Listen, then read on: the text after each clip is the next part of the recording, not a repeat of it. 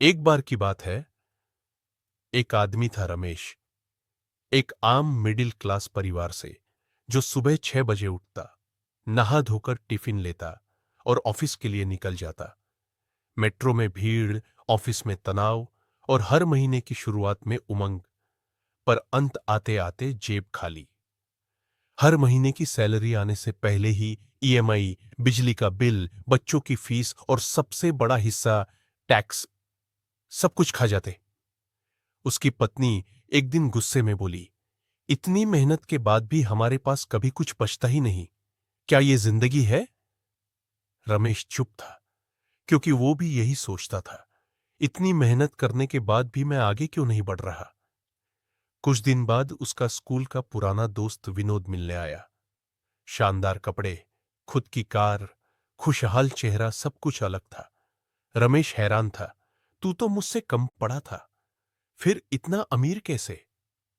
विनोद ने सिर्फ एक बात कही, मैं अब कर्मचारी नहीं, एक कंपनी बन चुका हूं, और तू अब भी वही कर्मचारी है जिसे सबसे पहले टैक्स देना पड़ता है। यही बात रिच डैड पुअर डैड के चौथे अध्याय में बताई गई है।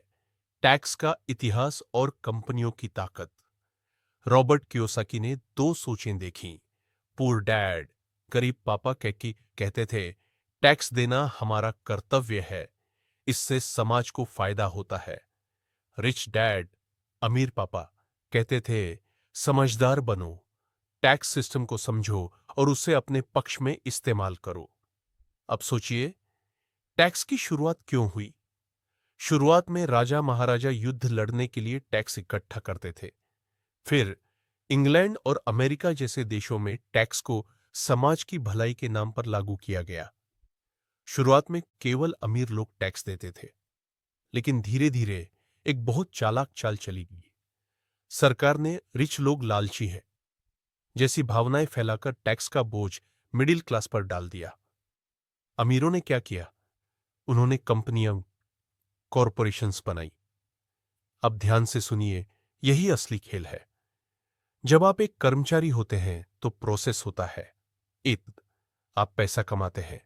दो, उस पर पहले टैक्स कटता है। तीन, जो बचता है उससे आप घर चलाते हैं।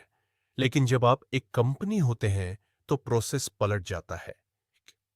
कंपनी पैसा कमाती है। दो, कंपनी पहले अपने सारे खर्च निकालती है, यात्रा, फोन बिल, रेंट, यहां तक कि गाड़ी और घर के खर्च। तीन, जो बचता है सिर्फ उस पर टैक्स लगता है, यानी कर्मचारी टैक्स देने के बाद खर्च करता है, लेकिन कंपनी टैक्स देने से पहले खर्च करती है।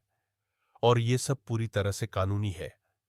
इसीलिए अमीर लोग अकाउंटेंट, टैक्स एडवाइजर, लॉयर रखते हैं, ताकि उन्हें सिस्टम के लूपहोल्स और लाभ मिल सके। अब एक और सवाल, ये बातें हमें स्कूल में क्यों नहीं सिखाई जाती?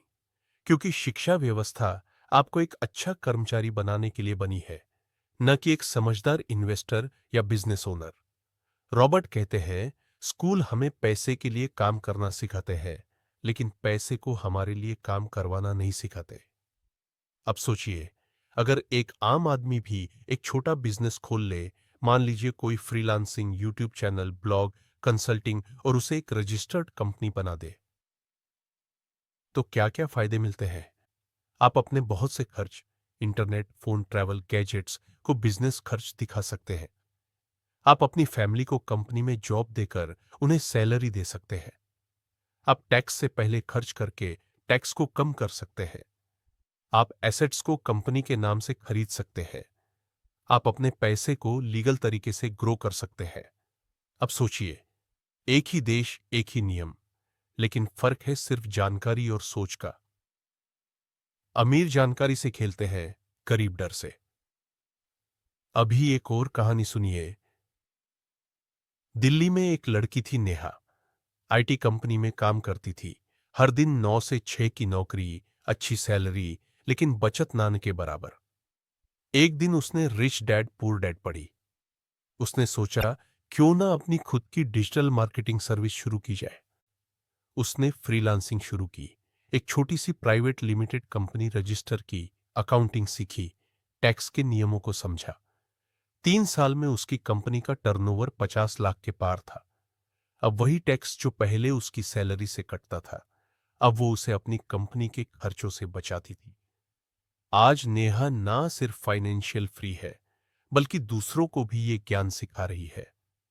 तो सवाल यह है, क्या आप भी सिस्टम में फंसे रहेंगे या सिस्टम को समझकर खेल बदलेंगे?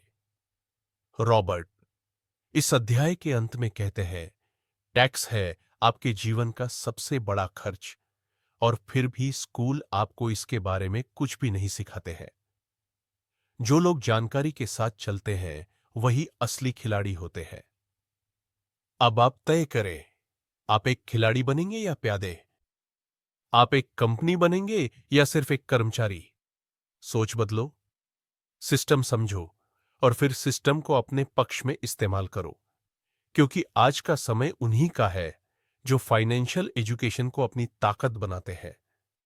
अब आखिरी शब्द, जिंदगी में दो रास्ते होते हैं।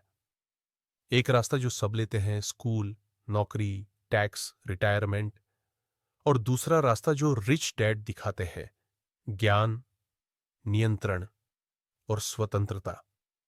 आप कौन सा रास्ता लेंगे?